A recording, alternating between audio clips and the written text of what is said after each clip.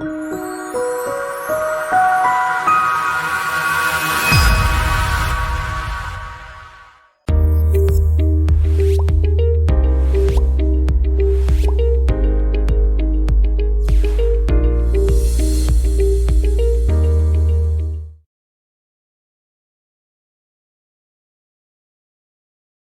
Students, हम अपने हर video की तरह ये भी एक वीडियो लेकर आए हैं।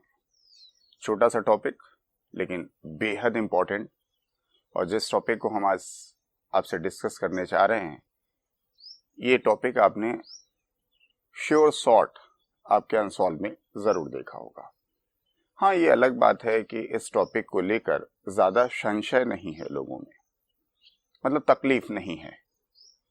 लेकिन मैं ये टॉपिक क्यों आपको पढ़ाने चाह रहा हूँ, इसलिए कि संशय नहीं है, ये तो बहुत अच्छी बात है।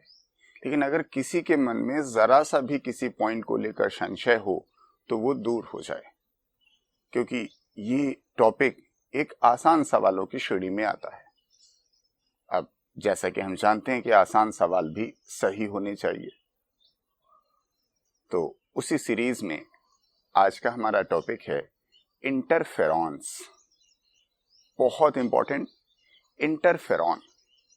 शॉर्ट में जब कभी कहीं लिखा होता है तो कैपिटल में आई, एन और एफ, तो यू शुड बी रेडी कि वो शॉर्ट फॉर्म भी लिखा हो सकता है। इंटरफेरॉन कह लें या आई एन एफ कह लें। सबसे पहली बात समझ लें कि इसका नाम इंटरफेरॉन क्यों, क्योंकि इसका नेचर तो कुछ अलग है। एक्चुअली इसका जो नाम रखा गया है उसको थोड़ा आप ब्रेक करें। इंटरफेरॉन, तो ये कहीं इंटरफेयर करता है। कहां पर? तो इट इंटरफेयर वायरल रेप्लिकेशन। सिर्फ ध्यान से सुनिएगा, वायरल बोला है, वायरस के रेप्लिकेशन बोले तो मल्टीप्लिकेशन को इंटरफेयर करता है, उसको सही तरीके से नहीं होने देता है। इसी वजह से इसका नाम रखा गया इंटरफेरॉन। यानी अगर इस लाइन को ही आप अपने जहन में रख लें तो एग्जाम के बहुत सारे सवाल इसी से हो जाते हैं, क्योंकि आपके एग्जाम का एक सबसे कॉमन सवाल इस टॉपिक का यही है कि इंटरफेरॉन का रिश्ता किस बात से है, इसी से रिलेटेड सवाल होगा। तो ध्यान रखिएगा, इंटरफेरॉन शब्द का प्रयोग आप अपने टेक्स्ट में या एग्जाम में तभी करें जब वायरस का अटैक होगा। बैक्टीरिया, नीमेटोड, प्रोटोजोआ या कोई अन्य इन्फेक्शन से इसका कोई रिश्ता नहीं है। तो ये तो नाम क्लियर हो गया। दूसरा पॉइंट आता है इसका नेचर बता दें।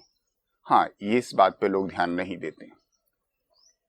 अक्सर लोग इसका नेचर लिखते हैं एज ए प्रोटीन, बिल्कुल सही है, लेकिन एक ऑप्शन देखिएगा, अगर प्रोटीन दिया हो और ग्लाइकोप्रोटीन भी लिखा हो तो preference is for the glycoprotein.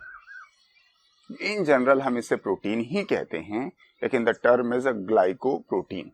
ये बेहतर शब्द है, मिले तो बेहतर, नहीं तो सामान्यतः आपको प्रोटीन मिलेगा। अब जरा इसके बारे में थोड़ा एक लाइन और बढ़ा लें। एक्चुअली क्या है, एक क्लास है हमारी प्रोटीन्स को अगर हम बायोमॉलिक्यूल थोड़ा एलॉबरेट करके पढ़ें तो एक ग्रुप आता है प्रोटीन्स का, इसको हम लोग नाम देते हैं साइटोकाइनिन।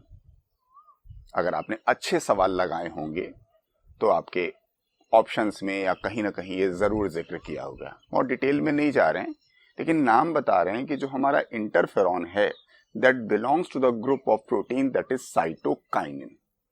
अब साइटोकाइनिन कहां से आ गया? बहुत आसान नाम है।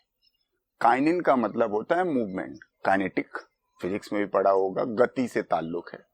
और आगे हमने लगाया साइटो, इसका मतलब ये एक सेल से निकलता होगा, गति यानी मूवमेंट करके दूसरी सेल तक पहुंचता होगा।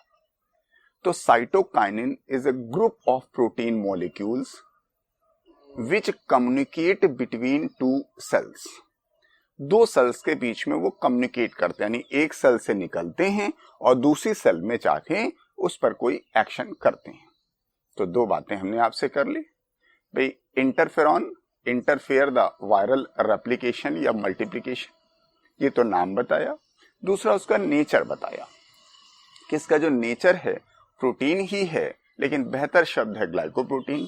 लेकिन हमने जिस प्रोटीन का जिक्र किया है and that belongs to the category of cytokinin. अब बात आती है कि ये इंटरफेरॉन कहां से निकलता है, कब निकलता है और कहां एक्शन करता है। यही बात समझ लें तो हमारा टॉपिक पूरा हो जाए। इंटरफेरॉन हमेशा जब कोई आपके शरीर की कोशिका किसी वायरस के द्वारा प्रभावित होगी, भाई सामान्यतः वायरस की स्टोरी ये है कि वायरस आपके कोशिकाओं के अंदर जाते हैं और फिर मल्टीप्लाई करते हैं। मैकेनिज्म आप वायरस में पढ़ते होंगे। तो जो मल्टीप्लाई करते हैं उसी को हम टेक्निकल भाषा में रेप्लिकेशन कहते हैं। फिर एक वायरस एक सेल के अंदर घुसता है, अंदर 1500 बना लेता है, फिर उस सेल को रप्चर करके फिर वो 500 निकला तो अन्य 500 नई सेल पर अटैक करता है, फिर वहां रेप्लिकेशन करता है तो हर सेल से 500 फिर निकला तो 500 गुणे 500। इसीलिए वायरस का अटैक बड़ी तेजी से आपके शरीर में फैलता है। तो इंटरफेरॉन एक प्रकार की डिफेंस है। अगर आप इसको ज्यादा पढ़ें तो एक शब्द आता है सेकेंड लाइन ऑफ डिफेंस। आप इम्यूनिटी में अगर पढ़ेंगे तो आपको ये मिल पाता है कि हमारे पास 3 लाइन ऑफ डिफेंस हैं। फर्स्ट लाइन ऑफ डिफेंस जिसमें सामान्यतः हमारी एक्सटर्नल डिफेंस आती हैं, सेकेंड लाइन ऑफ डिफेंस जिसमें सेलुलर यानी इंटरनल डिफेंस आती हैं, और थर्ड लाइन ऑफ डिफेंस जिसमें आपकी एंटीबॉडीज आती हैं। तो मैं टॉपिक से डेविएट नहीं हो रहा हूं। ये एक हमारा डिफेंस सिस्टम है and that belongs to the second line of defence.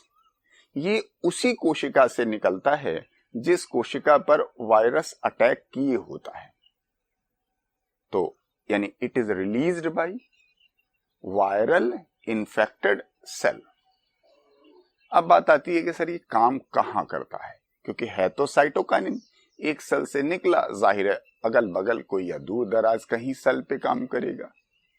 तो ये जो वायरल इन्फेक्टेड सेल्स से निकलता है तो इसका जो प्राइमरी फंक्शन होता है अन्य सेल को, जो आसपास के नियर बाई की सेल्स हैं, उनको वायरस के अटैक से बचाना होता है। ये चाहती हैं कि हमारी जो अगल बगल की कोशिकाएं हैं उन पर ये वायरस अटैक ना कर पाए। तो उसके लिए क्या करती हैं? तो these interferon stimulates near by cells to form a protein. एक ऐसी प्रोटीन के निर्माण के लिए स्टिमुलेट करती हैं that inhibit viral replication in that cell.